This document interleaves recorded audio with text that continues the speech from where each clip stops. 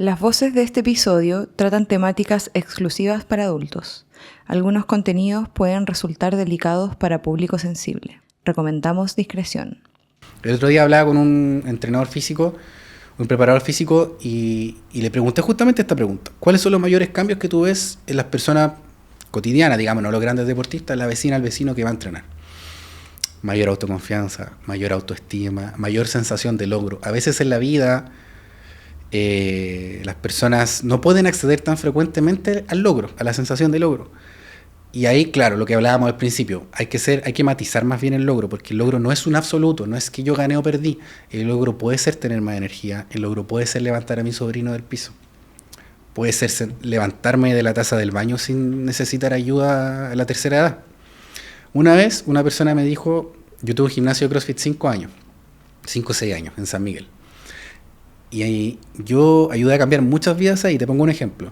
Una vez una persona saltó, no sé, esto, ¿sí? Un pequeño cajón, menos de 30 centímetros, me quedó mirando con los ojos llorosos y me dijo, ¿sabes qué? Yo pensé que nunca iba a volver a saltar en mi vida. Una persona que tenía sobrepeso. Otro ejemplo, mandamos en el calentamiento a correr una vuelta a la cuadra, 800 metros, y que eso modifica, eran personas que lo podían hacer. Y volvió una persona, tercera edad, con los ojos, bueno, ya estaba llorando, no tenía los ojos vidriosos, me abrazó y me dijo, yo jamás pensé que iba a poder correr esto que estoy corriendo hoy día. Entonces, efectivamente el deporte cambia vidas porque cambia, en definitiva, en términos últimos, la relación que tú tienes contigo mismo, las creencias que tú tienes contigo mismo. Y eso para mí es lo más bonito. Claro, claro.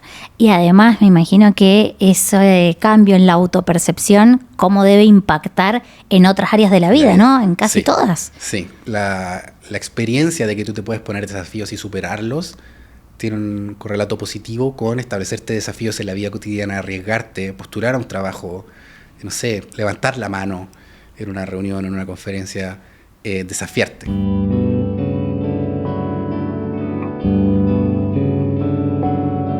Bienvenidos a Escucho Voces, lo que nos pasa por la mente contado en voz alta. Estamos hoy con Cristóbal Toledo, psicólogo deportivo y ex competidor de CrossFit, con una gran experiencia en el mundo del deporte de alto rendimiento, pero antes de comenzar vamos a agradecer a nuestros patrocinadores. Queremos agradecer a Grupo Intus, un centro de psicología especializado en el acompañamiento terapéutico de niños, adolescentes y adultos. Si están sintiendo que el estrés o la ansiedad es una experiencia difícil que afecta el día a día, no duden en consultar a Grupo Intus, que los pueden ayudar para encontrar un camino de recuperación. Pueden agendar una consulta visitando la página web www.grupointus.com. También nos acompaña Encuadrado. Encuadrado es la plataforma ideal para profesionales independientes que buscan automatizar sus agendas, los recordatorios y pagos en línea. Simplifican la práctica con encuadrado.com. Ahora sí, Cris, bienvenido a Escucho Voces. Vamos a comenzar. Quisiera partir preguntándote, ¿qué significa para vos la actividad física y por qué crees que es tan relevante en la vida cotidiana? Bueno, la actividad física para mí es todo. Es moverse, básicamente, todos nos movemos. Y creo que es importante que nos sigamos moviendo. Y en ese sentido creo que igual hay que entender que hoy en día la sociedad, la modernidad nos tiene bien apretados en términos de ropa, no sé, de los zapatos, los cinturones, los jeans, las camisas, el metro, que nos tiene apretados y eso restringe nuestro movimiento. Para mí la actividad física es naturaleza. Creo que nosotros estamos diseñados para movernos. Tenemos un chip, ¿cierto?, desde la evolución de movernos, y creo que eso hace ruido un poco con la sociedad moderna. En ese sentido creo que es importante retomarlo respecto a que creo que es algo que viene dentro de nosotros. El movimiento es salud. ¿Por qué es importante? Un poco por lo mismo, porque creo que es parte de quien somos y justamente la negación del movimiento. Y de hecho, bueno, en términos psicológicos, si lo hablamos como más de la clínica, cuando alguien tiene problemas emocionales o está muy congestionado emocionalmente, ¿cómo está? Está apretado. Está apretado, claro. No se mueve, sí. ¿cierto? Está tenso. Y creo que ese es un correlato bastante fidedigno de que en definitiva el movimiento es salud. Cuando nos movemos tendemos a estar mejor, por eso el movimiento nos hace bien. Y desde la kinesiología, por ejemplo, a veces se dice, si te dañaste o te lesionaste en movimiento, no esperes recuperarte estando en reposo. Tienes que recuperarte en movimiento, porque en definitiva el movimiento, el ejercicio, la actividad física es salud. Claro, claro que sí. Bueno, me imagino también como psicólogo, ¿no? Estamos hablando de salud no solamente física, Claro. ¿no? Salud integral. Claro, salud mental sobre todo. Salud mental principalmente, algo que Claro. por ahí los profesionales de la salud nos olvidamos un poquito de indicar, ¿no? La actividad física. Sí, de hecho el paradigma biomédico tradicionalmente siempre ha renegado un poco del deporte. Muchas veces la prescripción es, no, reposo, quédate en la casa, enciérrate. Y nada, creo que eso es contra natura, es contra de cómo venimos nosotros chipeados. Y sí, efectivamente, bueno, hay hartos estudios de que el ejercicio, la actividad física, el deporte, no solamente te ayuda en lo físico, que se ha estudiado harto, ¿cierto? La enfermedad no transmisible, no sé, por el azúcar en sangre, etcétera, sino también en términos de salud mental, reduce el estrés, ¿cierto? Mejora el ánimo, te ayuda, incluso se ha estudiado a la toma de decisiones cuando son deportes dinámicos, por eso es muy importante el ejercicio en el desarrollo psicomotriz, o sea, psicosocial, y también ayuda a la adaptación psicosocial, o sea, conocemos personas, ¿cierto? Nos desarrollamos, bueno, generamos confianza, la vida. Ahora, hay muchas personas que comienzan a implementar en su vida diaria la actividad física de muchas formas, por salud a veces, por una cuestión estética también, pero lo que sienten más difícil como desafío es el tema de la motivación. ¿Cómo se puede ayudar a la motivación? ¿Qué estrategias ayudan a generar un hábito sostenible en el tiempo? Mira, a mí el tema de la motivación me gusta mucho, ahí tocaste una fibra, porque yo creo que muchas veces yo he venido a trabajar la motivación. Bueno, yo trabajé en el Ministerio del Deporte de 5 años, específicamente en el IND, y ahí yo trabajé fuertemente el paradigma de la motivación, de que en definitiva es importante que a la gente que haga deporte o actividad física le guste lo que hace. Eso muchas veces se pasa por alto. Se habla de lo bien que hace, pero no cómo tú lo estás pasando mientras lo estás haciendo. Y cuando hablamos de hábito, ¿qué es un hábito? Una conducta que se repite en el tiempo, que adquiere cierto carácter de predictibilidad en contextos estables. Y en ese sentido, para que una conducta genere adherencia en el tiempo, es muy importante que esa conducta te guste. O sea, ¿por qué la gente fuma? Porque le gusta fumar. Claro. Entonces es muy importante recuperar o incentivar el goce desde edades tempranas, pero siempre se puede adquirir el goce, el disfrute, y yo creo que ahí hay una tarea muy importante desde la psicología deportiva o social del deporte, que es cómo podemos encontrar algo que le guste a las personas o por qué a esa persona no le gusta moverse. Y eso es súper interesante también, porque en definitiva nos señala de los procesos de la persona que están puestos en juego cuando hay movimiento, ¿cierto? Y podríamos decir que quizás es una vertiente más clínica, más emocional de la psicología, pero para mí la psicología deportiva tiene esta doble vertiente siempre, porque en definitiva, ¿qué es un deportista o qué es una persona que hace deporte? Es una persona que se inserta en un contexto deportivo, pero que es persona antes, durante y después de hacer deporte. Por lo tanto, hay procesos que se insertan y que varían o que generan como variable interventora en el deporte. Entonces, creo que eso es súper interesante al final, cómo nosotros podemos entender a la persona que se mueve y podemos ayudar a esa persona que se mueve. Y creo que el goce, el disfrute, el potencial, la motivación intrínseca, en definitiva, es una variable muy importante o estructural, fundamental, a la hora de hablar de hábitos, de establecer de hábitos. En definitiva, la gente que no hace deporte, que no tiene el hábito, es porque no le gusta. Porque Claro. o aprendió que el deporte no era divertido, o lo pasó mal, tuvo experiencias traumáticas al respecto, o en verdad no se dio la oportunidad o no encontró el elemento que le hacía disfrutar. ¿Crees igualmente que se puede entonces motivar, incentivar? Sí, a todas las edades. Voy a poner ahí un ejemplo personal. Mi mamá a los 52 años empezó a adquirir el gusto por la práctica de actividad física recién, cuando toda su vida le cargó el deporte, no le gustaba, rehuía desde la educación física en el colegio, y por fin encontró una actividad que le gusta. Entonces, sí, respondiendo a tu pregunta, se puede a toda edad. Hay un mito igual que está inserto que muchas veces choca con la psicología, que es perro viejo no aprende trucos nuevos, ¿cierto? Y bueno, creo que podemos decir los psicólogos de que en verdad eso no es verdad. Una persona siempre puede aprender cosas nuevas. Todo el tiempo está aprendiendo, claro. Claro. ¿Y cómo ayudar a esa motivación? ¿Cuáles son las estrategias? ¿Cómo en tu experiencia lo has trabajado? ¿De qué forma? Porque a todos nos motivan cosas muy distintas, ¿no? Claro, es importante probar cosas, porque a veces las personas se quedan con una pura disciplina, no sé, hicieron educación física, le hicieron saltar el caballete o una experiencia que les dio vergüenza y ahí quedaron traumados con el deporte. Pero probar cosas distintas, y yo creo que ahí nuestro país tiene la oportunidad de que tiene una variabilidad gigante de oportunidades para hacer cosas distintas, desde la plaza, pero pasando por los espacios naturales, ¿cierto? Los bosques, la montaña, la playa, que en definitiva también está estudiado que la persona cuando se encuentra en espacios naturales lo tiende a pasar mejor. Entonces, creo que igual es importante de pronto soltar las pretensiones respecto a lo que significa el deporte y la actividad física, porque no tiene que ser algo tan estructurado como, no sé, hablemos del CrossFit, una barra olímpica, pesos, que en definitiva igual son cosas caras. Podemos hacer sentadillas, ¿cierto? O sea, creo que la pandemia igual nos enseñó, sobre todo el encierro, la cuarentena, que podemos hacer actividad física en 1 metro cuadrado, por ejemplo. Pero también podemos subir escaleras, podemos caminar, bajarnos un paradero, 2 paraderos antes en la micro, y esas cosas nos van sumando. Y quizá no nos damos cuenta en el corto plazo, ¿cierto? Porque igual somos muy cortoplacistas, pero que nos vamos a sentir mejor, nos va a hacer mejor, de pronto vamos a tener más ánimo.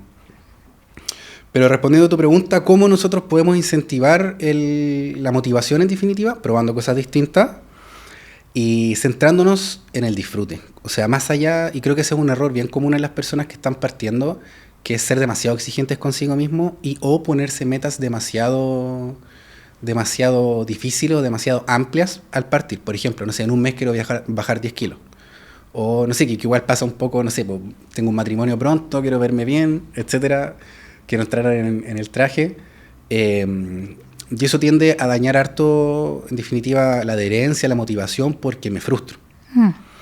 Y en ese sentido creo que hay que ser mucho más cortoplacista, reconocer cada día, cada logro. A veces las personas, por ejemplo, no sé, pues se frustran porque no pueden subir 10 kilos en una sentadilla, en un movimiento, o bajar de peso, etcétera. Y ahí pierden el sentido de que, por ejemplo, se están sintiendo mejor, de que se ven mejor, de que ahora van 3 veces al gimnasio y antes no iban ni un día. Y esas son victorias, ¿cierto? Son pequeñas victorias que son importantes reconocer. Y en la medida en que nosotros reconocemos esas victorias, nos vamos sintiendo mejor. Cuando nos sentimos mejor, vamos construyendo una mejor relación con nosotros mismos también. Entonces, claro, eso es importante a la hora de establecer un hábito o de incentivar la motivación intrínseca. Claro, claro. Es decir que en tu experiencia podríamos pensar que cuando hay una imposición o cuando hay una exigencia que viene más de afuera, como podría ser, ¿no? El estar con algunos kilos menos para algún evento, no funciona tanto como cuando la persona realmente encuentra qué es aquello que lo motiva, que puede ser algo muy distinto persona por persona, ¿no? Sí, sabes que es súper interesante lo que me acabas de decir, porque me acuerdo que en el IND uno de los elementos que trabajé fuertemente a propósito de la motivación era que en definitiva se le preguntara a los niños, niñas y adolescentes qué es lo que les interesaba hacer, porque siempre se pasaba por alto. No sé, el típico ejemplo de educación física, ponen un balón, ya juegan a la pelota. Pero ¿qué pasa con las personas, los niños y las niñas que no les gusta jugar a la pelota? Me incluyo, a mí nunca me gustó el fútbol. Pero entonces preguntarles, por ejemplo, te pongo un caso súper concreto. Un profesor de tenis de mesa, por ahí en el norte, creo que era en la región de Atacama, que era muy orientado hacia la competición, y era muy bueno, él fue competidor, que partió con un taller de, no sé, 30 niños y niñas, y empezó a pasar el tiempo y los niños empezaron a desistir. Entonces me preguntaba, pucha, ¿qué puedo hacer? ¿Por qué pasa? Y la primera pregunta fue, bueno, ¿cómo están las preguntas? O sea, ¿le ha preguntado alguna vez a los niños qué quieren hacer, qué quieren trabajar, qué les gusta, qué no les gusta? No, la verdad es que nunca he hecho eso. Entonces empezamos a trabajar eso, como en definitiva un estilo más democrático de liderazgo, ¿cierto? Que tiende a tener resultados mucho más motivacionales en las personas. Cuando las personas pueden tomar decisiones, es decir, cuando se fomenta la autonomía, que se plantea como una necesidad psicológica básica, tienden a estar mucho más motivados intrínsecamente. Entonces es súper importante eso que tú mencionas, cuando se les pregunta y se les hace participar a las personas. Por eso es importante también, sacándolo desde el ámbito como donde tenemos un profesor, sino respecto de las propias decisiones, identificar qué quiero, qué es lo que me gusta. A veces puede sonar súper obvio, quizá nosotros que somos psicólogos, pero a veces las personas no se hacen esas preguntas. Yo me he tocado muchas veces en contexto de consulta con personas desde la clínica o con deportistas, preguntarle, bueno, ¿cuáles son tus objetivos? ¿Cuáles son tus metas? O, ¿cómo te ves aquí en 10 años? Y sabes que no son pocas las personas que me han dicho, ¿sabes qué? Nunca me había hecho esa pregunta. Entonces es importante preguntarme qué es lo que quiero, qué cosas me interesan. Ojalá que sean hartas cosas las que aparezcan.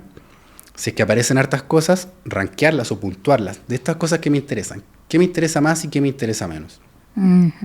Y luego también cada cierto tiempo preguntarse si lo que me gustaba antes me sigue gustando, lo sigo queriendo. Porque es completamente válido también, a propósito que vamos cambiando y el contexto va cambiando, que lo que antes me interesaba ya no me interesa tanto. Entonces esas preguntas son súper importantes porque cuando yo identifico qué es lo que quiero, qué me gusta, ya sea, no sé, de sentirme mejor hasta bajar de peso o subir de peso, entonces es más fácil ponerme en movimiento, generar un hábito. No es tan difícil levantarme en la mañana o estar adolorido, igual presentarme, ir a entrenar, ir al gimnasio, porque es lo que quiero. Claro. Recién hablabas de los niños y de esta experiencia. ¿Cuánto influye, nosotros lo sabemos los psicólogos, pero para los que por ahí no lo saben, cuánto influye la actividad física en el desarrollo del niño? Todo. Claro, ¿no? Todo. Muy importante.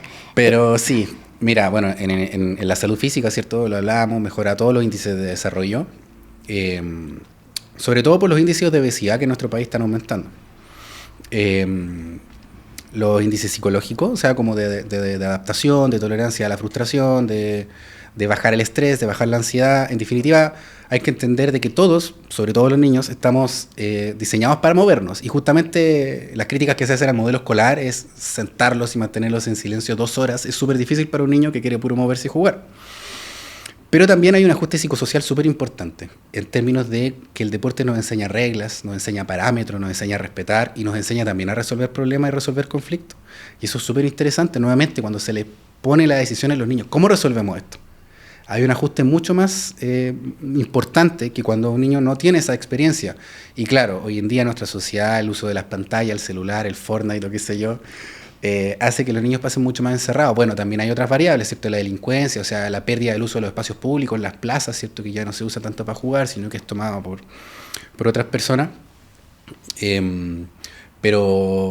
también se ha encontrado que mejora el desarrollo de la función cognitiva, ¿cierto? La función ejecutiva propiamente tal, que tiene que ver con la toma de decisiones, porque cuando estamos haciendo deporte, que son contextos dinámicos, pongamos, no sé, el ejemplo del fútbol, o del voleibol ya, para no ser tan futbolero, tengo que tomar decisiones en tiempo real muy rápido. Y ese ajuste tiene mucha transferencia a la vida, como yo soy capaz de tomar decisiones en el contexto dinámico. Eso es súper interesante. Sí, es muy, muy importante, ¿no? Para la toma de decisiones, regulación del comportamiento, para la vida en general. Sí, absolutamente. ¿Y cuál es la relación entre la actividad física y la alimentación? Temas. Bueno, claro, la alimentación viene a poder fundamentar la actividad física, porque la actividad física aumenta la quema de calorías. Entonces necesitamos más combustible en la medida en que hacemos más actividad física. Por eso el déficit calórico genera pérdida de peso. Pero muy interesante si es que hablamos de la alimentación y el deporte, sobre todo deporte de alto rendimiento, porque ahí empiezan a aparecer los trastornos de la conducta alimentaria. Sobre todo hay ciertos deportes que se tienden a asociar más con estos trastornos. Por ejemplo, el ballet, por ejemplo, no sé, el patinaje artístico, que son deportes de apreciación. Es decir, que no son tan objetivos respecto al puntaje, tú no levantaste más kilos que la otra persona, eso es objetivo, sino que tiene que ver con cómo te ves, cómo te moviste y cómo luces.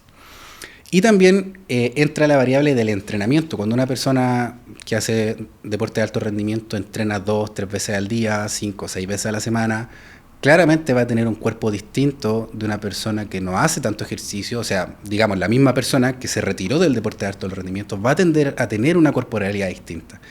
Y ese es un temazo, porque en definitiva es la misma persona con un cuerpo distinto, acostumbrado a otra corporalidad, que entonces puede sufrir muchas veces un desajuste en su relación consigo mismo debido a su físico. Y eso es súper interesante, igual como el cuerpo va cambiando, pero de pronto no va cambiando nuestra percepción o cómo deberíamos vernos nosotros. Y hay que entender también, porque bueno, aquí la industria está metida transversalmente, de cómo nos venden ciertos cuerpos, ¿cierto? Yo vengo del CrossFit, y el CrossFit son deportes muy musculados. Y yo creo que se nota más en mujeres. O sea, las mujeres son mujeres que no tienen cuerpo, no sé, Victoria's Secret, así como que nos venden que son cuerpos estéticos, cuerpos bonitos, porque son mujeres con músculo, porque levantan pesas. Pero Y claro, yo me acostumbré en el tiempo que competía, que solo estaba en círculos de hombres y mujeres musculosos, me acostumbré a ese físico. Pero ese físico es distinto nuevamente del físico del voleibol, del físico de las y los maratonistas, que son personas sumamente flacas, porque el peso, o sea, el músculo les pesa y ellos necesitan poco peso. De los velocistas. Entonces el cuerpo también va a cambiar según el deporte y según cuánto entrenamos. Entonces ahí la relación con la alimentación se vuelve también un poquito más complicada. Claro.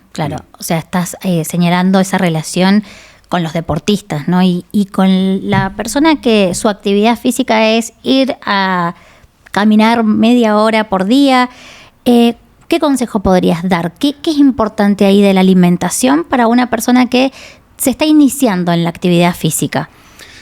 Bueno, mi primer consejo es que consulten con un nutricionista, ¿cierto? Porque hay hartos mitos respecto a la alimentación y hay hartas más. O sea, por ejemplo, un mito clásico es que para bajar de peso no tienes que comer o tienes que dejar de comer. Claro, hay dietas como muy restrictivas. Hace poco yo lo escuché jugando voleibol. Así una chica decía como, no, es que en verdad tengo que dejar de comer para bajar de peso. Y no, eso no es así. Al contrario, muchas veces, por ejemplo, en mi caso, bajar de peso, bajar el porcentaje de grasa significa comer más, pero comer mejor.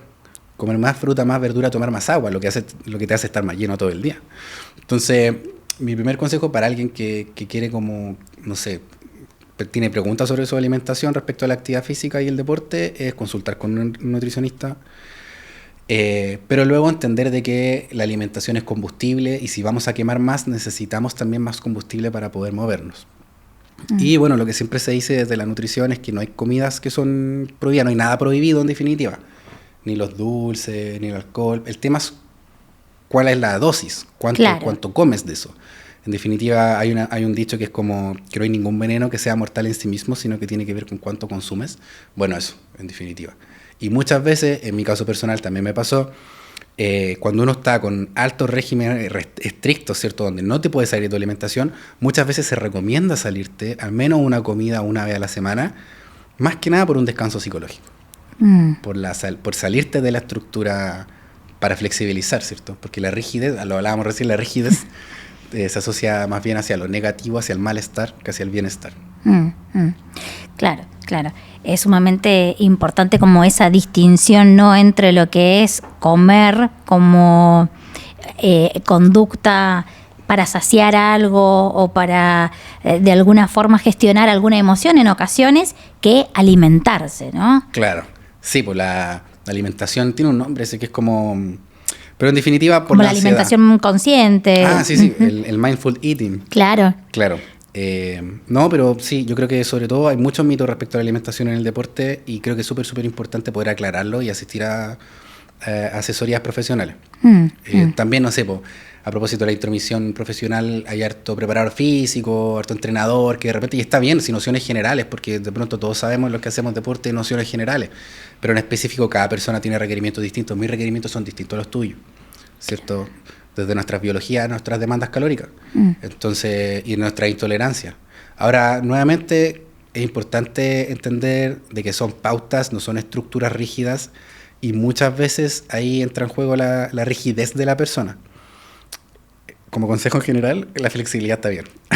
Sí, de para hecho, todo. Sí, no, por lo mismo. Es que hace poco hice una presentación sobre la fortaleza mental, porque me preguntaron, y muchas veces se asocia la fortaleza mental con la rigidez, como yo pongo siempre el mismo ejemplo, como el militar que pasa a punta y codo bajo el alambre de púa, en el barro, es como, él es fuerte de mente porque es muy rudo y qué sé yo. Pero en verdad, cuando vamos a los estudios de la fortaleza mental, aparece como una de las variables más importantes la flexibilidad. Por ahí está también metido el sentido del humor, que son de pronto la antítesis del militar bajo claro. punta y codo. Porque efectivamente, de hecho, ayer o anteayer me leí un estudio que hablaba de que el perfeccionismo se asocia a un rendimiento subóptimo en el deporte. Y es porque justamente la rigidez no se asocia a indicadores positivos, digamos. Y eso rompe con toda imagen de la persona con hábitos muy estrictos, ¿no? Exacto. Sí, de hecho hay un estudio que se hizo también con entrenadores, porque también, bueno, en el deporte hay hartos mitos, pero hay un mito de que el mejor entrenador es un entrenador muy castrador. Y no sé, yo también vengo del levantamiento de pesas Y se pone el típico ejemplo del el entrenador que le lanza una silla al deportista, o le tira un disco porque lo hizo mal, porque no sé qué. Y como en términos de ese entrenador que es muy rudo, y solo así tú vas a conseguir objetivos. Y se hizo un estudio con los mejores entrenadores del mundo, digamos, de los campeones de equipos olímpicos, etcétera, y encontraron que que tenían un estilo de liderazgo más bien democrático, que eran muy empáticos, que les preguntaban a sus deportistas que son capaces de cambiar la estructura del entrenamiento porque al deportista le dolía algo, porque tuvo un problema familiar. Es importante igual siempre estar mirando como con un pie adentro y un pie afuera respecto a lo deportivo, porque el deportista es persona y esa persona puede tener problemas familiares, ¿cierto? Problemas, no sé, maritales, emocionales. Y entonces también, volvemos, la flexibilidad es súper importante incluso para alcanzar mayores rendimientos. Ahí para terminar la idea, a propósito del perfeccionismo y el rendimiento subóptimo, también se encontró que los deportistas que son capaces de aceptar sus estados negativos llegan más lejos y bajan sus tiempos. Entonces por eso también viene como mucho la influencia del mindfulness en el deporte, que no sé si conoces lo que es el mindfulness. Sí. ¿Querés explicarlo para los que nos están escuchando? Brevemente, es como la aceptación del momento presente, sin juzgar, sin tela de juicio. Y eso es súper importante y es difícil. El no juzgar, a mí me cuesta mucho. Yo trato de practicarlo harto porque soy justamente todo lo contrario. Pero tiene que ver con aceptar el momento presente en términos de la conciencia plena. Entonces, se ha encontrado que los deportistas que son capaces de aceptar sus emociones negativas en el momento presente son capaces de mantener el esfuerzo en el tiempo y eso se asocia a mejorar su rendimiento. Y esto es súper interesante porque, bueno, yo soy psicólogo deportivo, ¿cierto? Trabajo en esto hace más de 13 años, pero más bien yo digo que me dedico a la psicología del rendimiento. Porque trasciendo los límites deportivos propiamente tal, como te digo, yo trabajo con personas que hacen deporte y esto que te estoy mencionando es muy aplicable a la vida cotidiana. A la medida en que nosotros aceptamos a nosotros mismos las cosas que nos pasan, positivas y sobre todo negativas, que es más difícil porque generalmente rehuimos de las cosas negativas, ansiedad, frustración, angustia, nos tendemos o sea, los indicadores negativos empiezan a bajar cuando las aceptamos sin tela de juicio como un estado más. Eso es súper, súper interesante. Muy interesante, pero mientras hablaba pensaba, ¿no? Cómo yo vengo de Argentina y el fútbol es algo muy importante y se le exige mucho al jugador de fútbol, mucho. Las hinchadas, sí. Incluso ha habido momentos de violencia, ¿no? Entre hinchadas y jugadores de fútbol en el equipo. El Colo-Colo, el partido acá del Colo-Colo, mismo, ¿sí? Claro. Sí. Entraron a la cancha, rompieron Sí. cristales. Qué difícil debe ser, ¿no? No juzgarse cuando hay otros que te están juzgando todo el tiempo. Sí, es súper difícil. Y ahí, porque sobre todo el juicio externo se introyecta, ¿cierto? Y pasa a ser el juicio interno. Claro.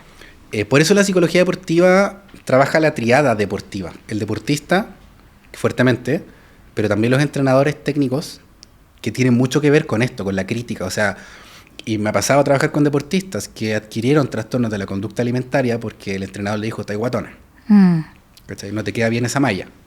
Entonces, lo externo se introyecta y queda arraigado. Es muy difícil de sacar por muchos años. Y con las familias, los padres, madres, apoderados, etcétera, que también tiene mucho que ver con lo que se repite en la persona.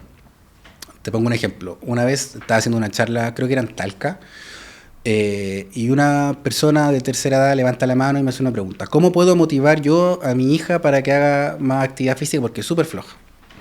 Y yo le pregunté, qué bueno que quiera que haga su hija haga actividad física, pero cuénteme, ¿cuántas personas hacen actividad física en la casa? No, nadie. Ella sola. Es mucho más difícil hacer actividad física si están todos tomando Coca-Cola, viendo Los Simpsons, y te dicen, ya, anda a moverte, anda a correr, cuando lideran con el ejemplo. Entonces, y el ejemplo no solamente son las palabras y las acciones, también es lo que se piensa y no se dice. Y ahí está el tema entra el tema de los padres entrenadores, ¿cierto? Que se meten a propósito del fútbol, ¿cierto? Que se ve harto en las categorías formativas, se ponen a pelear con el árbitro, se ponen a hinchar más que las barras bravas o a pelear contra los rivales. Y eso hace mucho daño, aumenta mucho la ansiedad, sobre todo en categorías formativas, pero a todo nivel.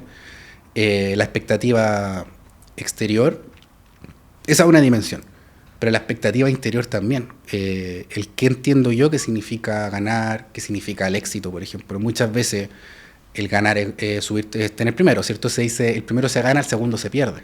Claro. Y esta cultura exitista hace mucho daño. Porque ¿qué pasa si entrenaste 4 años y perdiste? bueno, viene la depresión, la desmotivación y muchas veces la deserción. Entonces, sí, el tema de las expectativas internas y externas es un temazo de lo que tienen arraigadas las personas, y para mí esa es una dimensión muy importante del trabajo de psicología del deporte. El cuestionar los fundamentos, el preguntar, ¿cierto? Los psicólogos preguntamos, ¿y por qué? Y cuando le hace una pregunta así a una persona, le derrumba el mundo. Hoy, ¿sabes qué? No sé, nunca lo había pensado. Personas que van a competir y de pronto la competencia se vuelve, no sé, una guerra mundial, y básicamente si es que pierden, los dejan de querer, los despiden, se mueren. Pero ¿qué pasa si pierdes? ¿Te van a dejar de querer? ¿Te van a despedir? No, pues empezamos a hacer el repaso. No, la verdad es que no pasa nada de eso. Y empieza a bajar la ansiedad. Claro. No es tan terrible. Yo me lo estaba imaginando más terrible. Entonces el trabajo con los significados también, a propósito de la psicología, en el deporte es muy importante. Muy importante, muy importante. Quiero volver un poquito atrás, estamos hablando de las exigencias y me quedé pensando un poco en los cuerpos, ¿no? Y en las exigencias en los cuerpos de deportistas, de las personas deportistas. ¿Has escuchado hablar de que se consumen muchos anabólicos hoy en día? ¿Cuál es tu opinión al respecto? ¿Quiénes son quienes más lo consumen? Bueno, yo creo que por estándar los fisicoculturistas, ¿cierto? Que es un deporte de anabólicos, yo te podría decir. Ya, aquí tienes categorías, ¿cierto? Los naturales. Pero cuando hablamos de anabólicos, ¿cierto? Que en definitiva son drogas que empujan el rendimiento. En definitiva son ilegales porque hacen más fácil la carrera. Te ayudan a recuperarte más rápido, te hacen ganar más fuerza, más resistencia, más masa muscular, y eso es injusto, porque en definitiva el espíritu olímpico es que todos compitan en igualdad de condiciones. Pero el tema de los anabólicos es impresionante porque, por ejemplo, hicieron un estudio donde investigaban a fisicoculturistas naturales, que no se supone que no consumen anabólicos, con personas sedentarias que les pusieron anabólicos. Y las personas sedentarias que les pusieron anabólicos tenían más ganancia muscular que los fisicoculturistas naturales. Entonces el tema de los anabólicos es tremendo. Ahora hay que entender que en definitiva no hay ninguna sustancia prohibida en el deporte. Lo que se prohíbe son las cantidades. Y yo me acuerdo mucho de un deportista, cuyo nombre mantendremos en el anonimato, que dijo una vez en una entrevista, que creo que la vi en la tele, en un programa, decía: yo prefiero jugar con el límite acá, para no dar ninguna ventaja. Y el límite acá es súper fino. Y de hecho, bueno, yo creo que hay que hablar las cosas como son, ya que estamos en confianza, ¿cierto? En definitiva, cuando hablamos de deporte de alto rendimiento, no estamos hablando de la ausencia de anabólicos, estamos hablando de cómo nosotros jugamos para que no nos pillen que usamos anabólicos. Y por ejemplo, aquí tenemos el documental Ícaro, que está en Netflix, no sé si lo viste. Sí, lo vi. Que habla de cómo los rusos tenían toda una mafia en todos sus deportes, pero particularmente en el equipo de atletismo, para falsear los resultados. Y esto es tremendo porque lo que nos está diciendo es que el deporte a nivel mundial no está jugando con las reglas que se supone que nos dicen que tenemos que jugar, donde no se consumen sustancias ilícitas, sino en definitiva es cómo nosotros hacemos que no nos pillen. Aquí tenemos, bueno, lo que se dice, que nadie sabe si a ciencia cierta, que probablemente es verdad, todo el tema de las coimas, ¿cierto? De la corrupción, de cómo, bueno, le pagamos a estas personas para que pasemos desapercibidos. O también es súper interesante los campamentos que se hacen en otras localidades, no sé, pues cuando los equipos se van a entrenar a Colombia. Cuando hacen temporada, pretemporada. Y se van con el equipo médico y están ahí harto tiempo entrenando, durísimo, nadie lo pone en duda, pero vuelven súper fuertes y súper definidos y súper flacos por X cantidad de tiempo. Eso igual tiene sus lógicas. Por eso igual hay médicos insertos en los equipos técnicos que tienen que ver con esto. Ahora, hay distintos deportes con distintas regulaciones. Todos los deportes que están inscritos en el Comité Olímpico, ¿cierto?, están bajo la WADA, y la WADA es como la Organización Mundial Antidopaje, que va a hacer test aleatorios. Y aquí, claro, yo no le quiero quitar el crédito a nadie, yo tengo la convicción y la seguridad de que hay muchos deportistas que juegan limpio. Pero si hablamos de los mejores resultados a nivel mundial, también tenemos que entender de que no todos están jugando limpio. O sea, es enfrentar un tanque contra, no sé, un Lada. Y donde hay deportes, y ahí habría que entrar a definir qué es un deporte, que no tienen regulaciones, porque no son deportes olímpicos, no tienen federaciones internacionales, y por lo tanto donde todo vale. Y ahí es más bien como los valores o las decisiones que uno está dispuesto a transar. Y respecto a, más allá de lo anabólico, que son sustancias que empujan el rendimiento, igual el límite es difuso, porque, por ejemplo, la cafeína en altas concentraciones marca. Y el deportista por ahí se suele asociar como que es un gran consumidor de cafeína, ¿no? Sí, pues sí. Yo alguna vez, por ejemplo, consumí cafeína intravenosa. Wow. Para estar más prendido. Pero hay sustancias que, bueno, es que ha pasado harto. El típico yo no sabía, o es por un tratamiento médico, me lo dieron. Ciertas sustancias que igual te ayudan, pero que tienen otra función, no sé. Me imagino que algunos fármacos también, como los fármacos que se suelen utilizar para Claro, hay ciertas como enfermedades. potenciadores cognitivos, ¿no? Claro, sí, por ejemplo el ajedrez. El Claro. ajedrez, que es un deporte cognitivo, el mayor dopaje tiene que ver como con el Mentix, que tiene que ver con Claro. el aumentar la concentración. Pero los diuréticos también marcan. ¿Por qué marcan los diuréticos? Porque los diuréticos te ayudan a limpiarte. ¿Y por qué te quieren limpiar? Claro. Por eso marcan los diuréticos. Claro. Y también hay otro fármaco, no sé, hubo el caso de una deportista, no me acuerdo ahora, que tiene que ver con el embarazo, que también ciertas concentraciones marcaban. Ahora también está el tema de que se supone que hay ciertos deportistas, y que en algunos debe ser verdad, que genéticamente, por ejemplo, tienen más hormona del crecimiento, más testosterona. Genéticamente, porque nacieron así. Ideal, pues, porque la hormona del crecimiento y la testosterona te empujan el rendimiento. Creación de fuerza, resistencia, musculatura, recuperación. Y si algo es genético, entonces, ¿cómo lo juzgas? Porque esta persona, hace poco hubo un caso súper famoso de una persona que en teoría había nacido así.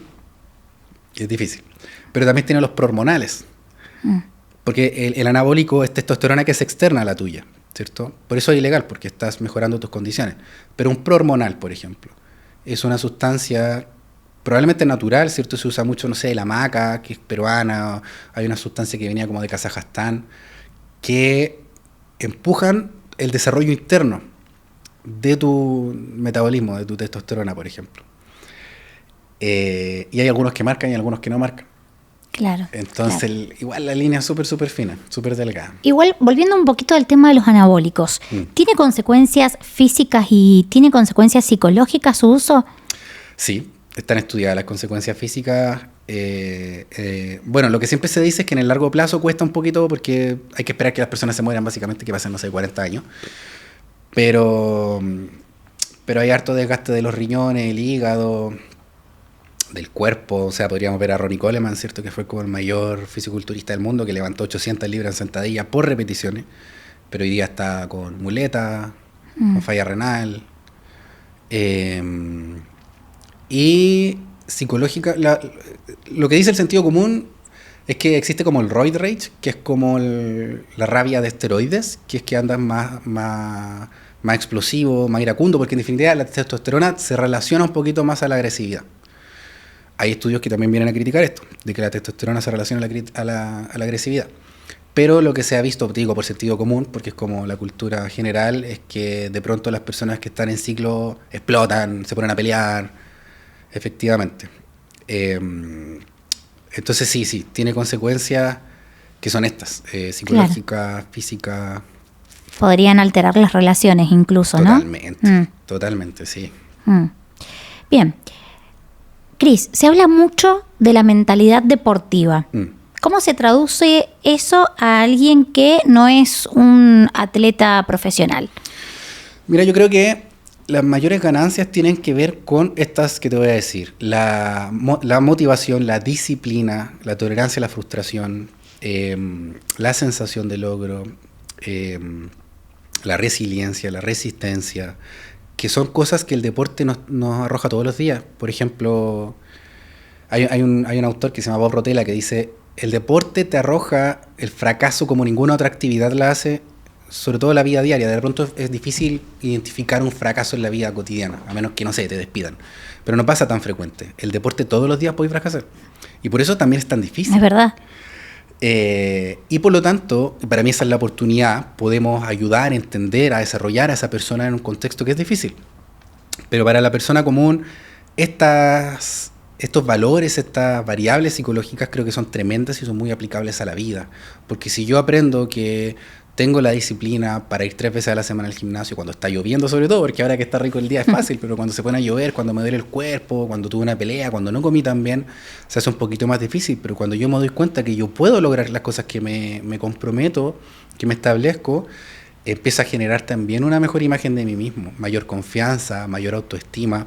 El otro día hablaba con un entrenador físico, un preparador físico, y le pregunté justamente esta pregunta. ¿Cuáles son los mayores cambios que tú ves en las personas cotidianas, digamos, no los grandes deportistas, la vecina, el vecino que va a entrenar?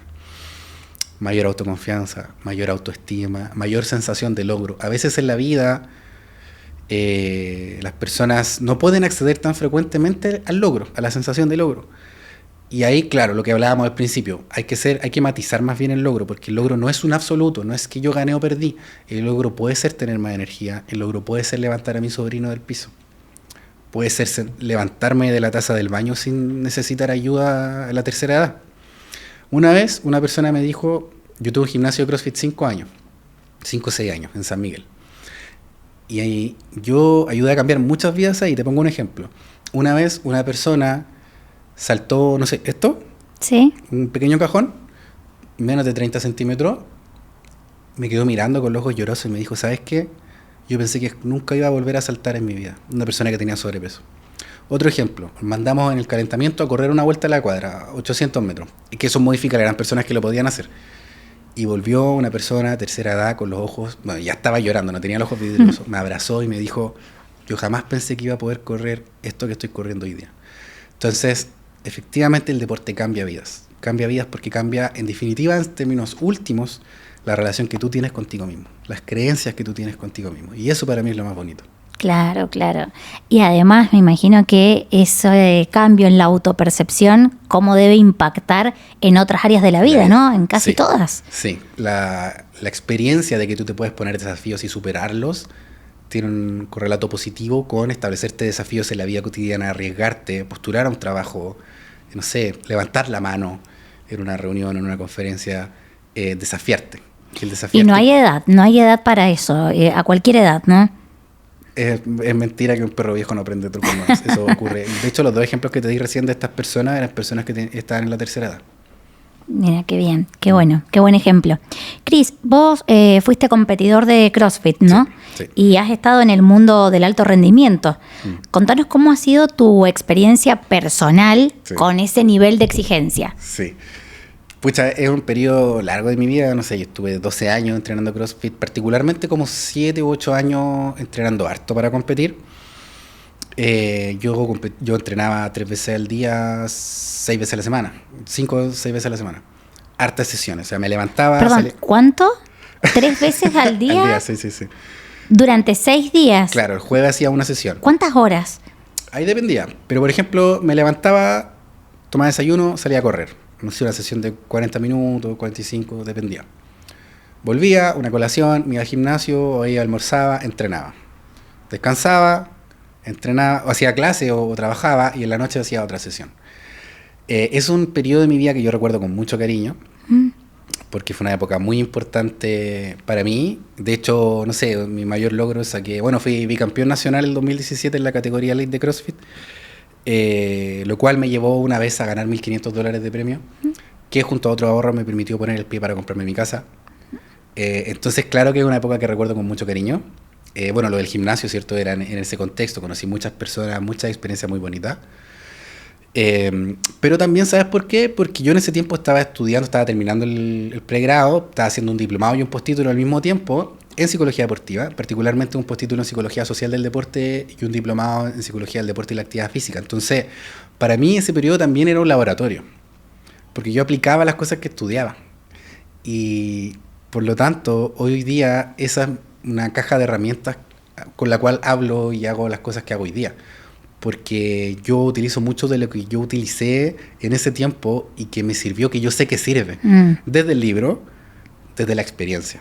Y también me ayuda a de pronto criticar o contraargumentar a algunos autores, por ejemplo, que vienen a decir, no, las cosas son así. A ver, porque yo que estuve ahí metido en la competición y en el alto rendimiento, yo sé que no están así. O sea, me cuesta un poco creerte tú que no haces ejercicio, que estás sentado y que probablemente tienes sobrepeso, que estás hablando del alto rendimiento, y me cuesta un poco creerlo. Entonces a mí eso me da harta convicción y harta seguridad para poder decir las cosas que funcionan y las cosas que no funcionan. ¿Y en qué consisten las competencias de CrossFit? Bueno, el CrossFit es una mezcla de distintos deportes, por ejemplo, la halterofilia, el atletismo, la gimnasia, no sé, la natación. Entonces, básicamente se compite con quién puede hacer una prueba más rápido o quién hace más repeticiones de esta tarea en X cantidad de tiempo, o quién levanta más peso. En definitiva, se miden las capacidades físicas, que son fuerza, coordinación, resistencia, velocidad, coordinación. Se mide quién es mejor en todas las capacidades físicas. Entonces se dice que es como el deporte del fitness, porque esos son los elementos de la condición física. En definitiva, las competencias de CrossFit van a medir quién es más fitness o quién tiene mayor condición física. ¿Eso es una competencia individual? Claro, es un deporte que individual. O sea, ahora igual hay competencias que son en dupla, en equipo, pero el CrossFit es un método de entrenamiento individual. A diferencia, por ejemplo, del voleibol, que es un deporte colectivo. Entonces se mide justamente quién tiene mayor capacidad física y para eso tienes que entrenar todas las capacidades físicas, la fuerza, el atletismo, la natación, de repente andar en bicicleta. Y son, no sé, 2 o 3 días de competencia, 3 competencias en cada día. Y es altamente desgastante. Yo me acuerdo en un año, con un amigo fuimos a competir, tipo 2016, y fue tan intenso para las piernas que el día lunes teníamos que trabajar, y trabajábamos haciendo clases en el gimnasio, que caminábamos y mi amigo se caía al piso. De que le fallaban las rodillas, de la congestión en los cuádriceps. Yo estaba caminando con bastón. O sea, es ese nivel de desgaste, es muy, muy desgastante. Pero por lo tanto también a mí me gustaba mucho, muy, muy entretenido. Porque sabes que pese a que el deporte en definitiva va a medir la capacidad física, la condición física, para mí al final del día el CrossFit es un deporte mental. Que tiene que ver con cuánto estás dispuesto a aguantar. Cuánto estás dispuesto a aguantar antes de botar la barra, antes de descansar, antes de frenar. Y por eso, en términos últimos, para mí el CrossFit y los deportes en general son deportes de altas variables mentales, y yo creo que para mí esa era mi fortaleza en el CrossFit. Porque yo competía contra expesistas, exgimnastas, exatletas, o sea, gente más fuerte que yo, más rápida que yo, más ágil que yo, a todo nivel. Pero yo siempre decía algo, a mí de cabeza no me van a ganar. Porque yo sentía que la fortaleza mental, la dureza de mente, era mi fortaleza. A propósito de la psicología, de estar estudiando psicología del deporte, que otras personas le dicen como el corazón, cuánto corazón tiene. Esa era mi fortaleza, que yo no iba a botar la barra hasta que los otros la botaran, porque quería ganar, porque quería ser el mejor. Eso para mí fue mi fortaleza, mi talento, digamos. Y en esto de querer ganar, ¿no? ¿Crees que en algún punto se puede volver algo adictivo? Sí, algo adictivo, sí, totalmente, y también algo frustrante. O sea, yo te dije, yo quería ganar, y es algo que no recomiendo que se diga a los deportistas. Ahora, hay que matizar. Los grandes deportistas son muy competitivos, quieren ganar, pero como son muy competitivos, se enfocan en un proceso de excelencia, es decir, se enfocan en el proceso, no en el resultado. Error común de las personas, me incluyo, es ser demasiado orientado hacia el resultado. Yo quiero ganar. Porque hay muchas cosas que varían en el resultado, sobre todo en el CrossFit, desde un juez que te cobró una no repetición, lo que te hace perder segundos y ahí te pasan, o el equipamiento, los cordones, pueden hacerte perder un podio. Entonces hay tanta variabilidad en el resultado que siempre se recomienda no enfocarte en el resultado, enfocarte en el proceso. Por lo tanto, lo que dije no lo recomiendo, ¿cierto? Pero los grandes deportistas son muy competitivos y por lo mismo se orientan a un proceso. O sea, porque quieren ganar, olvidan el resultado y se enfocan en el proceso para ganar. Entonces ganan como consecuencia, no como foco de un buen proceso. ¿Y cuáles son los desafíos en términos psicológicos que enfrenta un deportista de alto rendimiento? Bueno, la soledad. El alto rendimiento es una actividad muy solitaria, porque nuevamente si tienes que entrenar. Mira, el otro día escuché una entrevista que dio el Nico Mazú y él dijo que entrenaba 5 sesiones al día. Si tú entrenas 5 sesiones al día, no tienes tiempo ni energía para nada más. Por lo tanto, no tienes tiempo ni energía para ver a tus amistades, a tus familiares, incluso a tu pareja. Por lo tanto, el alto rendimiento se vuelve una actividad súper solitaria. Igual es entendible si lo analizamos, porque en definitiva el deportista de alto rendimiento tiene sus metas, no sé, ganar, clasificar, etc. Y esas metas son individuales. Por lo tanto, igual hay una justificación en que sea solitario. Nadie más que tú quiere esto y tú tienes que demostrarle que en definitiva lo quieres más que los demás que también lo quieren. Claro. Por eso Mike Tyson se levantaba a las 3 de la mañana para salir corriendo, porque ahí tenía una ventaja comparativa porque los demás estaban durmiendo, porque él quería demostrar que lo quería más. o quería generar una diferencia comparativa porque lo quería más. Entonces tenemos el tema de la soledad, el tema de la frustración, o sea, imagínate que en nuestro sistema de alto rendimiento se beneficia o se recompensa el logro, lo cual es altamente variable, es una beca con bonos. Entonces no es un trabajo estable, tú no tienes un contrato de trabajo por ser deportista de alto rendimiento, a ti te pagan si ganas, y si un día no ganas, chuta, vas a tener problemas económicos, ¿cierto? Ahí se vuelve complicado. Entonces el tema de la tolerancia a la frustración y la orientación al logro o al resultado es bien complicado, y problemas motivacionales, pasar mucho tiempo haciendo lo mismo, o todos los días, nuevamente, 5 sesiones diarias, 3 sesiones diarias, o incluso una, puede ser monótono. Hacer siempre lo mismo, el levantamiento de pesas, todos los días sentadilla, no sé, levantamiento, todos los días, igual es monótono. Al principio, no sé, los primeros 2 años puede ser súper divertido, pero al 5, al 6, al 8, los grandes deportistas tienen, no sé, más de 10 años de práctica. ¿Sigue siendo tan divertido? Por eso es importante que los grandes deportistas, o en definitiva, bueno, todas las personas disfruten lo que hacen. Y muchas veces en los deportistas se pierde el goce. Lo que partió siendo tan divertido dejó de ser divertido o se volvió una responsabilidad. Entonces gran parte del trabajo es recuperar el goce. Bueno, en el deporte y en la vida, ¿cierto? Claro, pensaba en una persona en un trabajo, ¿no? Sí, por eso o en una carrera la psicología académica. De rendimiento, que en definitiva es transversal. Claro, tal cual. Recuperar el goce es un elemento fundamental. Entonces ahí tenemos la tolerancia a la frustración, la desmotivación, bueno, la deserción y sabes que también la poscarrera, que es algo que de pronto no se habla mucho porque se ve como el alto rendimiento como un absoluto, solo existe el deporte. Pero también hay que de repente distanciarse un poquito, bueno, ¿y qué pasa después? Yo personalmente como deportista siempre pensé qué iba a pasar después, porque yo estudié psicología, dejé de ejercer la psicología porque me dediqué al deporte, a competir, etcétera. Pero llegó un momento, como te decía, entrené 7, 8 años, por el año 8, que empecé a recordar la psicología y a echarla de menos, a tener conversaciones con un poquito más de fondo y al ejercer profesional.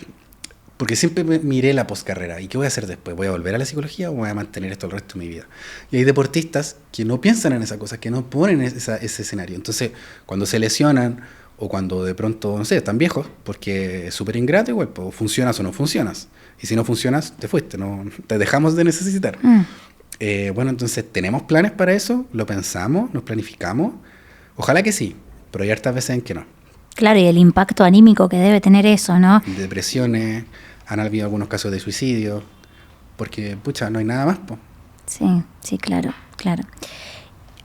Estamos hablando un poco de las frustraciones, de la poscarrera y el ánimo, cómo impacta eso en el ánimo. También se habla mucho del burnout en deportistas, sobre todo de alto rendimiento. ¿Cómo se manifiesta y existen estrategias para poder prevenirlo? Sí. ¿Cómo se manifiesta? Bueno, un poco esto, la desmotivación, lo que antes era divertido ya no empieza a ser divertido, la frustración, en casos más graves la depresión y finalmente la deserción. O sea, eso ya sería como el extremo, claro. ¿cierto? Del continuo sería el extremo. ¿Cómo se puede trabajar y prevenir? Por ejemplo, hace poco estuve trabajando con un boxeador profesional. O sea, estoy trabajando con uno. Y que justamente venía de un periodo de motivación muy grande, a propósito de perder una pelea. ¿Cómo lo recuperamos? Bueno, trabajo sobre la motivación. ¿Y cómo trabajamos la motivación? Para mí, el problema fundamental de la motivación es el problema de los objetivos. ¿Qué queremos lograr? Nos trazamos objetivos nuevamente, actualizamos los objetivos y nos ponemos a trabajar en base a eso. Por eso es importante que cuando nos pongamos objetivos, yo siempre digo lo mismo, los objetivos vengan de la guata, no vengan de la cabeza. Porque a veces podemos ponernos objetivos o metas que nos dijeron que eran importantes o creemos que son importantes, pero en verdad no nos salen desde el estómago. Digo el estómago por lo volitivo, ¿cierto? Como la pasión. Lo que nosotros queremos, de verdad lo queremos querer. Y a veces, bueno, pasa un poco lo que te decía, lo que era divertido dejó de ser divertido. ¿Por qué? Porque ya no quiero ir a entrenar, tengo que ir a entrenar. Entonces se volvió una responsabilidad. Es entendible en los deportistas profesionales que el deporte es su trabajo, que tienen que comprar pan. Pero muchas veces, en mucha gente, el deporte no depende de si tú comes o no comes.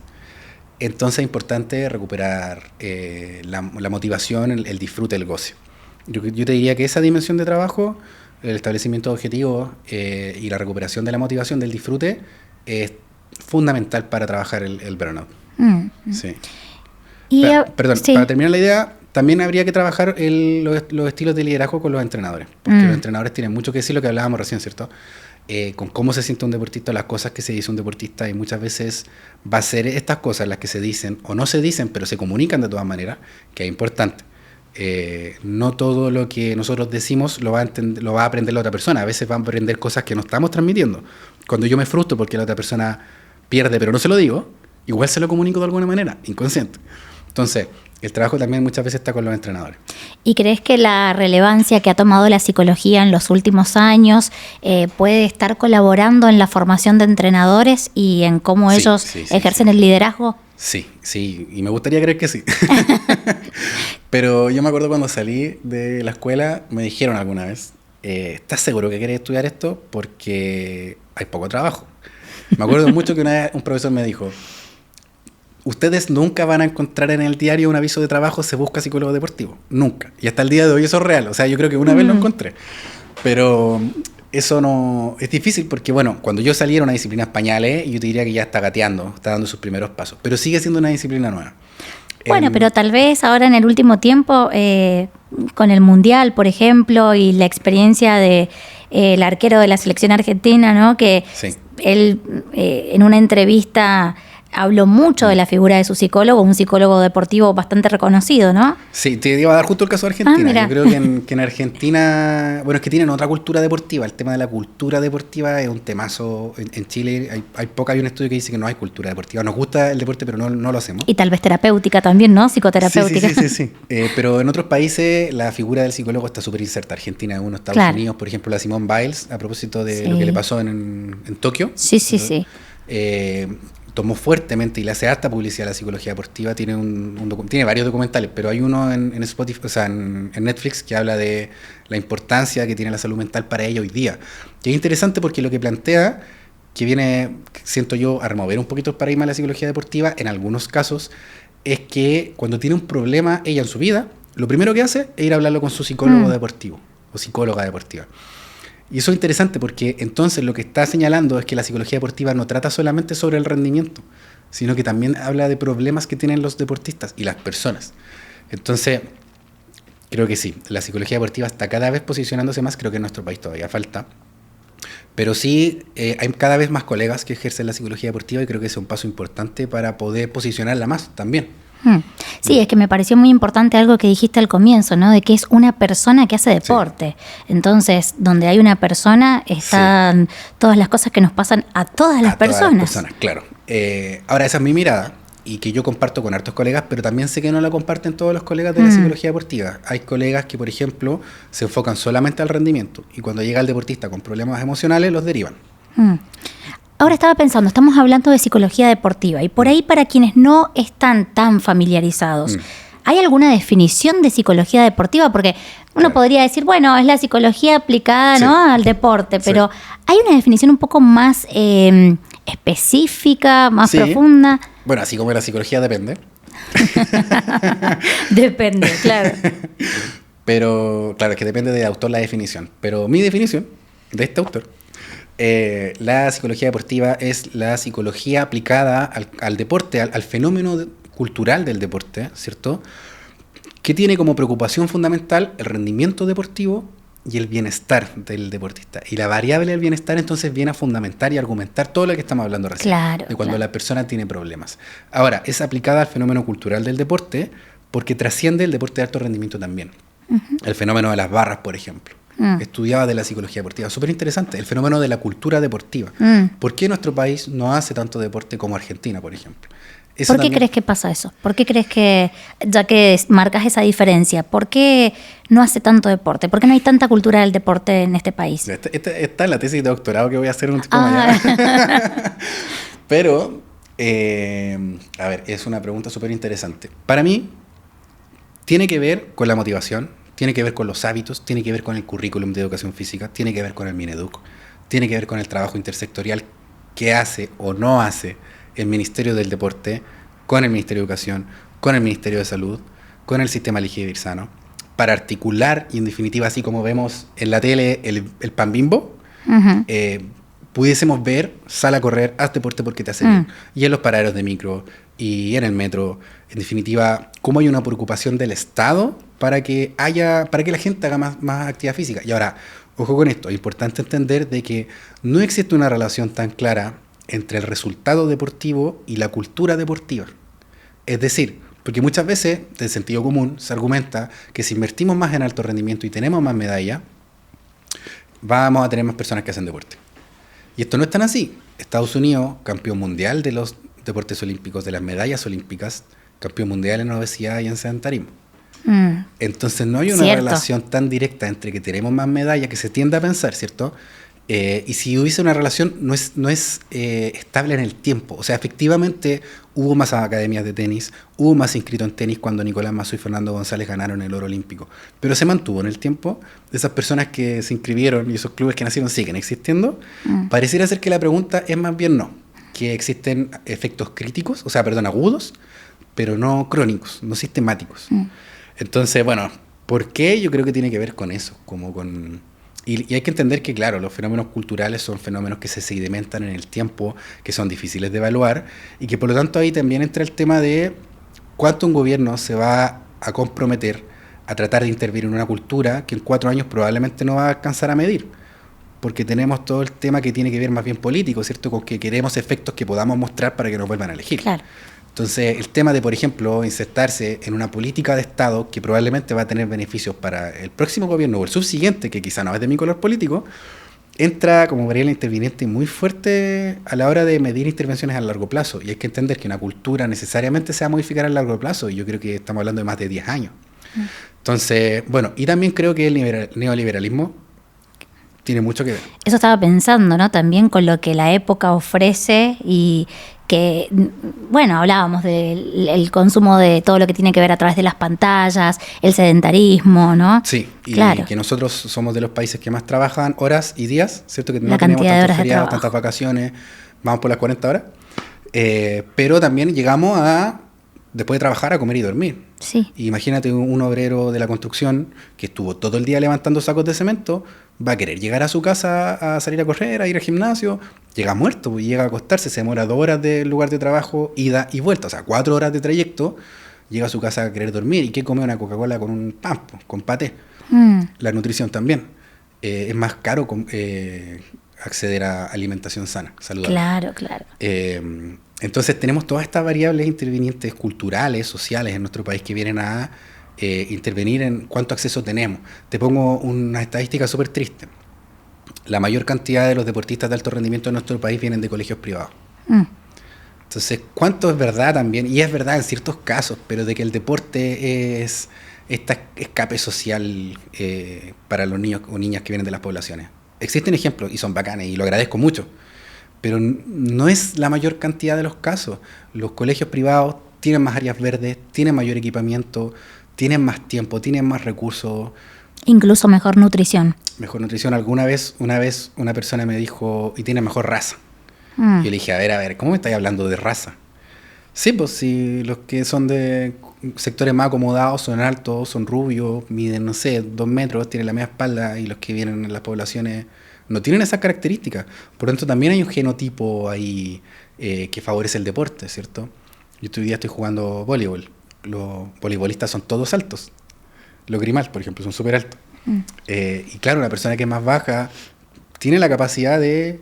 Me pusieron un ejemplo de un niño que era muy bueno, ha ido a 4ª región y fue al mundial de voleibol, pero que lamentablemente no creció tanto. Y le preguntaba a su entrenador, pucha, ¿tengo futuro? ¿Qué puedo hacer? Se metió un tratamiento genético, hormona al crecimiento para poder crecer. Pero si sus papás son bajos, no tiene la posibilidad de crecer tanto más. Y eso va a ser determinante para ver si puede ser deportista el día de mañana. O sea, a mí una vez un metodólogo del alto rendimiento me dijo, nosotros para el handball, el primer paso es cuánto mides. Si mides 1,90 para adentro. Porque yo te puedo enseñar a ser bueno, pero no te puedo enseñar a crecer. Tú puedes ser muy bueno, pero si medís bajo de 1,90 no me interesa.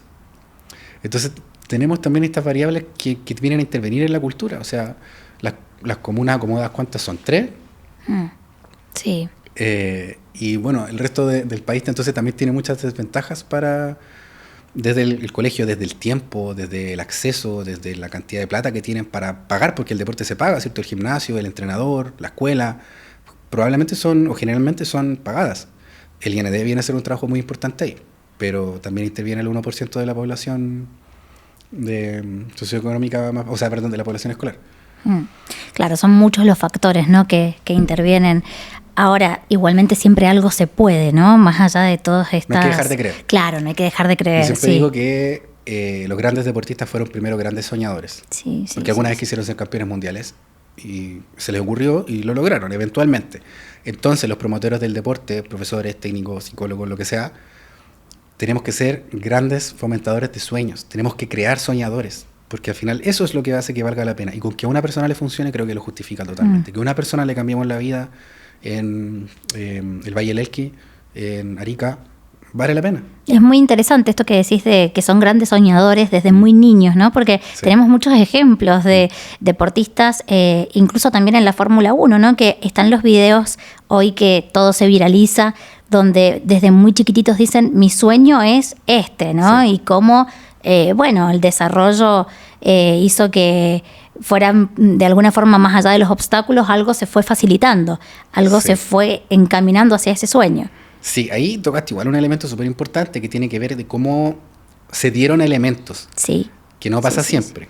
Una vez lamentablemente no. Un profesor de pesa me dijo, mi profesor de pesa, los que están arriba no son los mejores. Porque justamente mucha gente con tanto talento, el caso que te puse del voleibolista, que no tienen los recursos para dedicarse al deporte, los papás le dicen que se ponga a trabajar o qué sé yo, y no pudieron adscribirse al deporte y perdimos cuántos campeones mundiales. También una vez escuché a una psicóloga deportiva que hablaba del alto rendimiento y que hablaba de los estilos de liderazgo en los entrenadores a propósito de los estilos castradores, y dijo, ¿cuántos campeones mundiales nos han costado los entrenadores castradores? Que hicieron que los deportistas se retiraran. Un montón. Muchísimo. Entonces sí, hay muchas cosas que se tienen que dar y que muchas veces no se dan. Pero en primer lugar, los grandes deportistas fueron grandes soñadores. Dijeron, yo quiero ser campeón del mundo, yo quiero llegar acá. Y lo lograron. Y ahí el ser obstinado, ¿cierto? Y la resiliencia, claro, pero ser porfiado.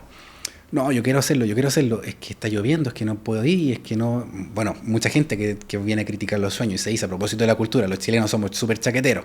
No vaya a poder, no, ¿para qué así esto? En los comentarios externos e internos también, somos súper duros con nosotros mismos. ¿Para qué lo intento? No se puede. ¿Para qué seguir? Claro. ¿Para qué seguir? Y sobre todo, el deporte te tira más fracasos que éxitos. Bielsa dijo alguna vez, la victoria en el deporte, el triunfo es una casualidad. Michael Jordan tuvo 7, 8 campeonatos que ganó y jugó 11 o 13. Entonces, también ahí, a propósito de la industria y el mercado, hay un mito de que los ganadores siempre ganan, pero los ganadores no siempre ganan. Bob Rotella dice que los golfistas que se inscriben a, 20 torneos en el año, si pueden ganar el 10% de esos torneos, les fue bien. El 10%. 3, 4, 5 torneos que no ganó Michael Jordan, lo hicieron que no valiera la pena, ¿cierto? Entonces ahí también tiene que ver con cómo nosotros medimos el éxito. Claro. Recordamos las victorias, pero no recordamos todo lo que hubo detrás de esa victoria. Exacto, por eso hay que premiar el proceso, y Bielsa muy orientado al proceso. De cómo nosotros tenemos que premiar el proceso de excelencia que muchas veces nos va a dar resultados, pero no se agota en el resultado. Lo hicimos bien y de eso estamos orgullosos. Y es interesante porque todo lo que venimos hablando es aplicable a la vida en general, ¿no? Así trabajo yo. Yo le digo psicología del rendimiento. Sí. Que tiene que ver con una entrevista de trabajo, con una venta importante, con una competencia, pero con todo, con la vida en definitiva. Con la vida, sí. Ahora, Cris, ¿cómo es una sesión típica de un deportista con su psicólogo deportivo? ¿Es muy diferente de lo que es una sesión de psicología clínica? No creo que sea tan distinta, porque en definitiva la psicología, como decía Freud, es la cura por la palabra. Pero sí creo que tiene elementos característicos que la psicología deportiva siempre va a ser anclada al campo. Entonces se va a insertar ahí donde está el deportista o donde se necesitan en el contexto deportivo.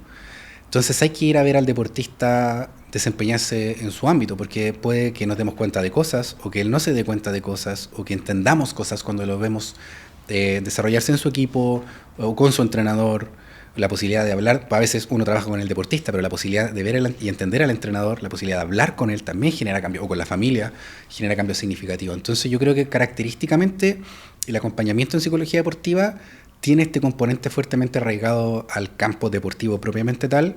A mí me ha tocado ir a ver boxeadores a pelear, cosa que nunca había hecho y lo agradezco mucho.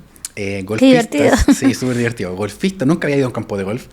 Ir a sentarme al mundo del golf en una competencia, no sé, por el crossfit, el running, la halterofilia, y súper entretenido y desafiante y divertido, porque para los que hacemos psicología del deporte, el deporte lo llevamos en la sangre, entonces estar ahí Claro. en la competencia, en definitiva, que es la expresión máxima del deporte, es súper divertido y súper gratificante. Y para los que hacemos psicología clínica, escuchar eso es qué divertido, sale de las puertas del consultorio, Sí. ¿no? De la Sí. consulta.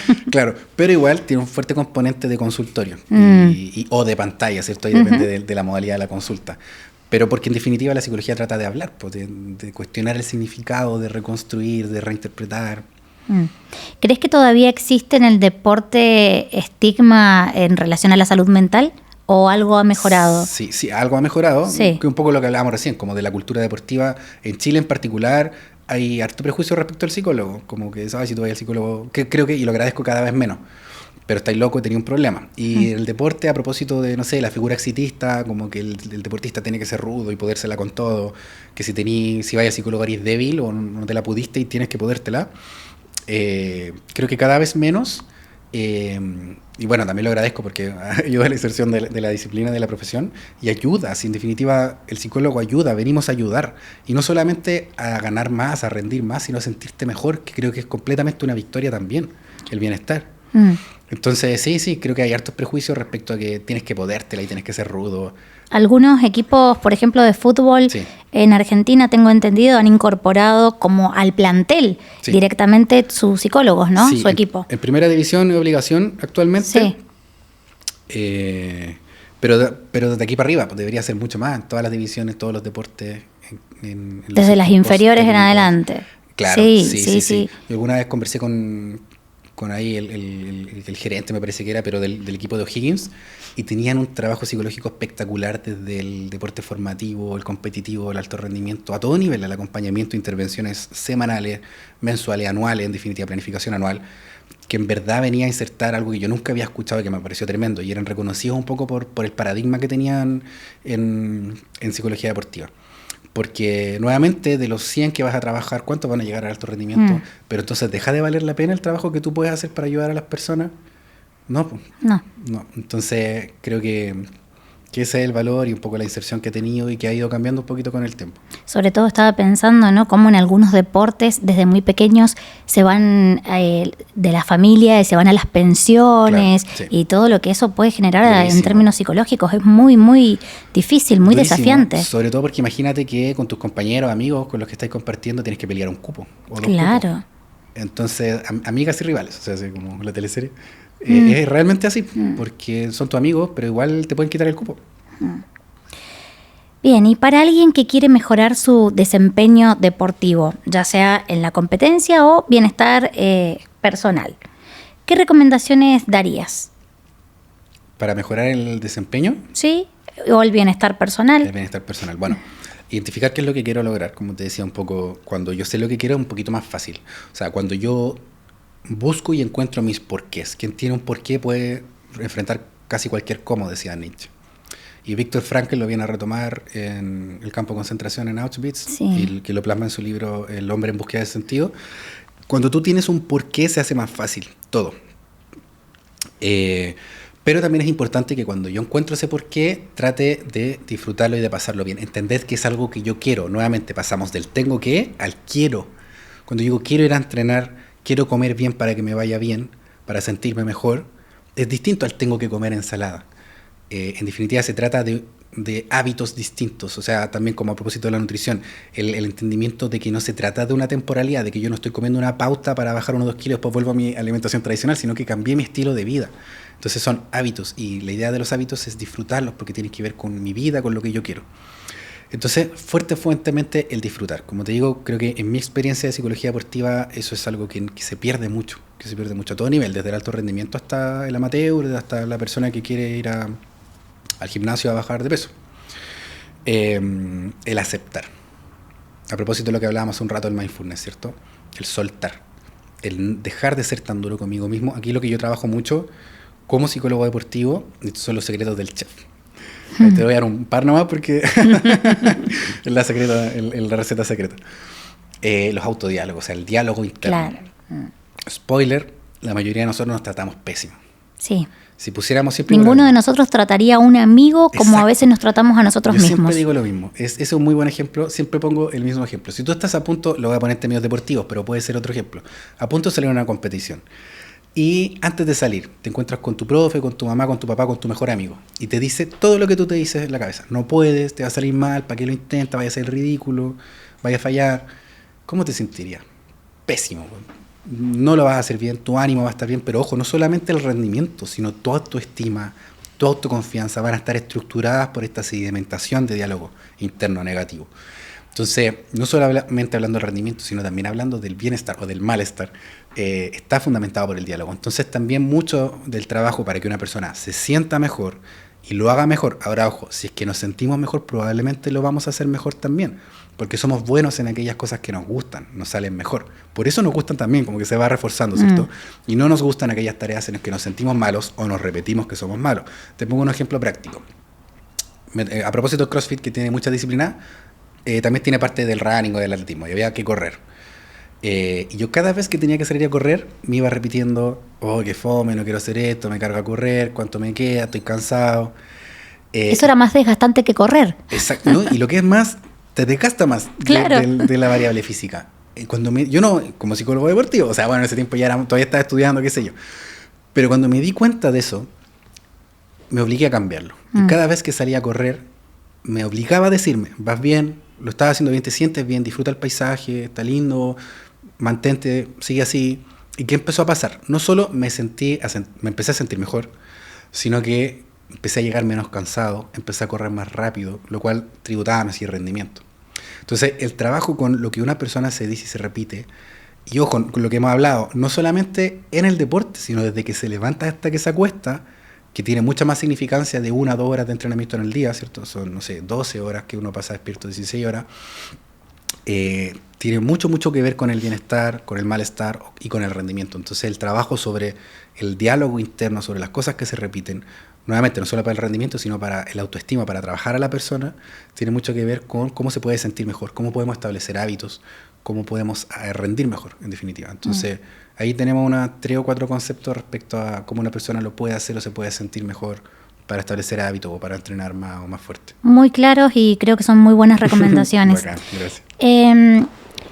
Bueno, has nombrado a muchos autores, has citado a varios autores, eso ha estado bueno, pero ¿hay algún libro que puedas recomendar para sumar a estas recomendaciones que diste? Sí, yo estoy escribiendo un libro. Ah, bueno, qué bien. ¿Ya está publicado o todavía no? No, estamos en proceso. Bueno, pero lo hartas esperamos. cosas de las que conversamos ahora están ahí. Pero un libro que siempre recomiendo es el libro de Bob Rotella que se llama ¿Cómo piensan los campeones? Y que tiene todo esto que hemos conversado de cómo en definitiva es para la vida. Y es tremendo autor, es uno de los grandes psicólogos en psicología deportiva porque ha trabajado con grandes deportistas desde LeBron James, Tiger Woods, hasta artistas como Seal, que tiene esta Kiss from a Rose de Batman, Goo Goo Doll, que tiene esta canción Iris, que es súper famosa. Ha trabajado con grandes artistas, músicos, médicos, deportistas, y las cosas que te dice son súper concretas, y ahí tú te das cuenta de que en definitiva todas las técnicas o todos los entendimientos son para la vida al final.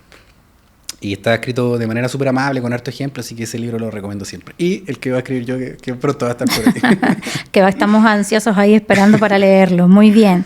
Bueno, Cris, una pregunta importante. ¿Haces terapia? Sí. ¿Y cuál ha sido tu experiencia con la terapia? Buena, tremenda. Yo soy de la perspectiva de que en definitiva el psicólogo, que son las perspectivas más modernas, ¿cierto? Que el psicólogo está puesto en juego en la terapia. Entonces también no solamente, y que me alegro mucho de verdad, he ayudado a muchas personas, he ayudado mucho a cambiar vidas, a personas a sentirse mejor y a rendir mejor, ¿cierto? A clasificar, a ganar.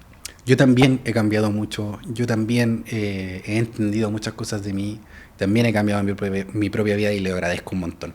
Entonces, ¿cómo ha sido mi proceso grande, impactante, largo, infinito? ¿Cierto? Los procesos son constantes, pero es algo que agradezco mucho, sí.